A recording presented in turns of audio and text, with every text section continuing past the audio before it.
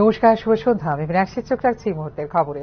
ভুতুড়ে voter ID নিয়ে আলোচনা করার দাবিতে সোমবার সংসদ থেকে ওয়াক আউট করল বিরোধী রাজনৈতিক দলগুলো। এদিকে ভোটার আইডি কার্ড আধার লিঙ্ক বাধ্যতামূলকের বিষয়ে মঙ্গলবার বৈঠক করবে ভারতের নির্বাচন কমিশন।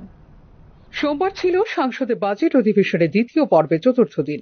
এদিন দিনের কার্যক্রম বন্ধ করে ভুতুড়ে ভোটার আইডি নিয়ে আলোচনা করার দাবি করে কংগ্রেস, তৃণমূল কংগ্রেস এবং বামপন্থী দলগুলো।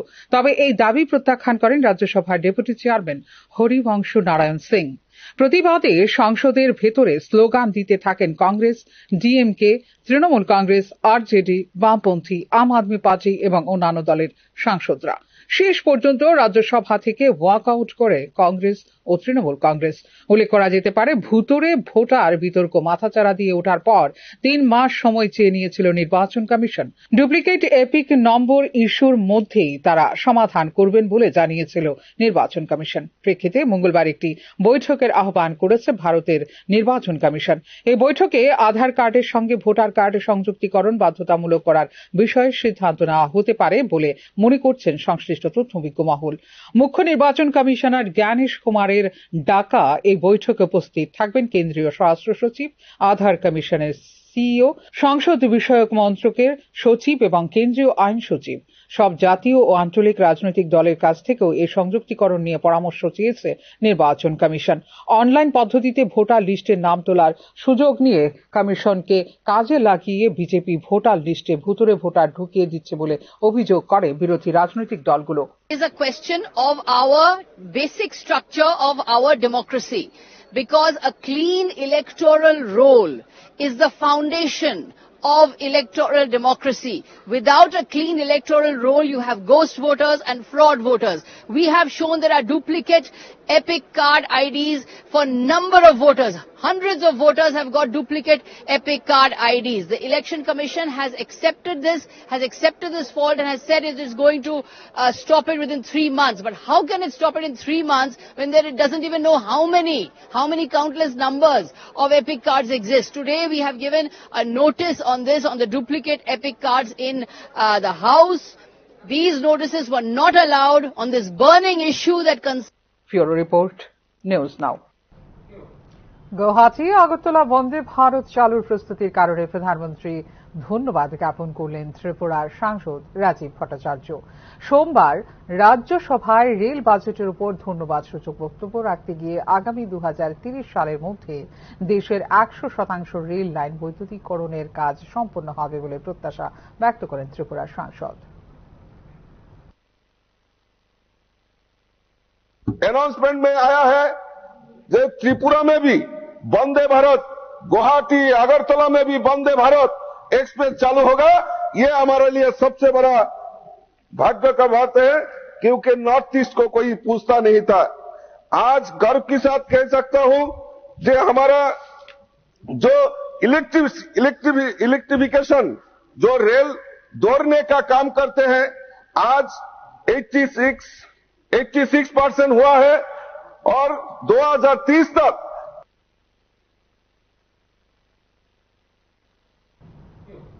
সোমবার দুপুর আনুমানিক 1:30 নাগাদ ধর্মনগর রাজবাড়ী থেকে কালীদিঘির পার হয়ে যাবার পথে চলন্ত টমটম থেকে রাস্তায় পড়ে গিয়ে মৃত্যু হয় ধর্মনগর জিএসটি অফিসের তত্ত্বাবধায়ক হেমন্ত রায়ের।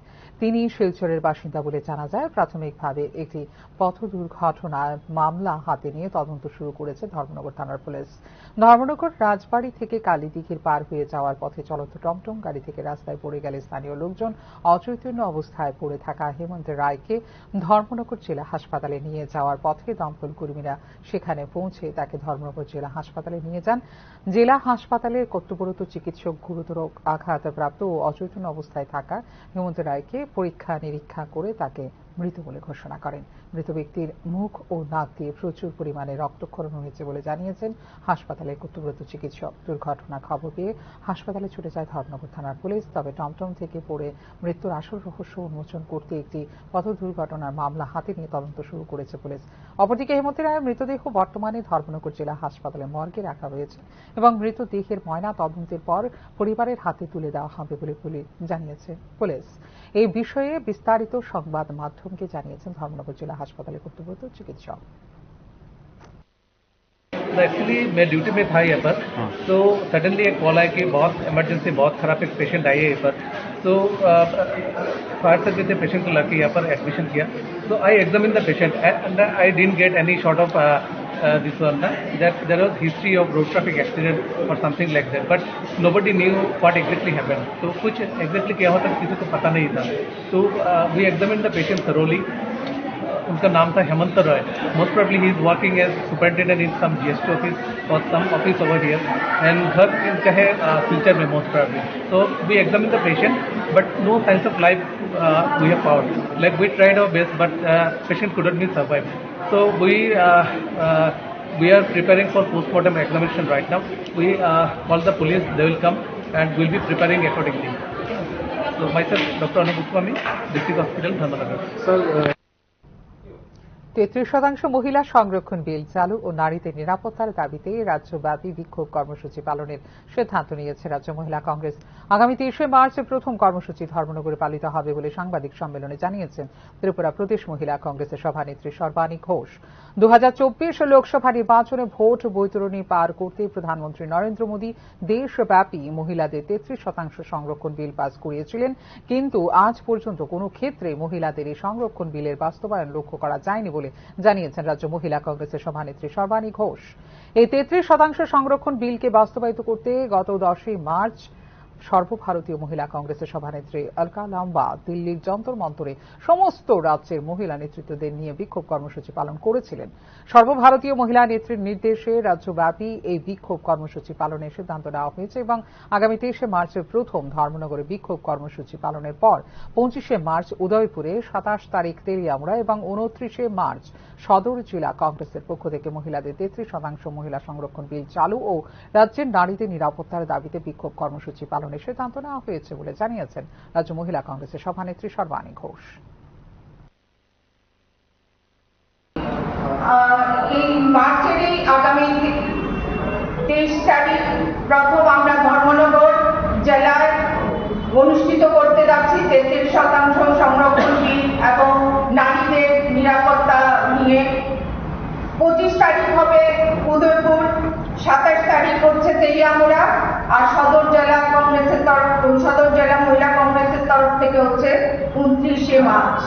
সেই উপলক্ষে আজকে আমাদের ত্রিপুরা প্রদেশ মহিলা কংগ্রেসের রাজ্য কমিটি এবং জেলা সভানেত্রীদের নিয়ে সাংগঠনিক সভা অনুষ্ঠিত হয়।